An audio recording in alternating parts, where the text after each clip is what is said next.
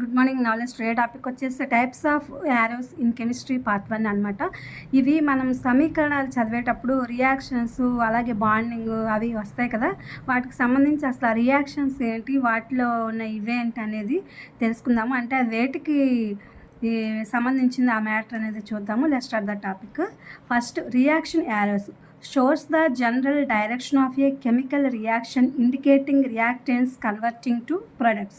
Next, reversible and equilibrium arrows indicates that a reaction can proceed in both forward and reverse directions with reactants forming products and products reforming reactants.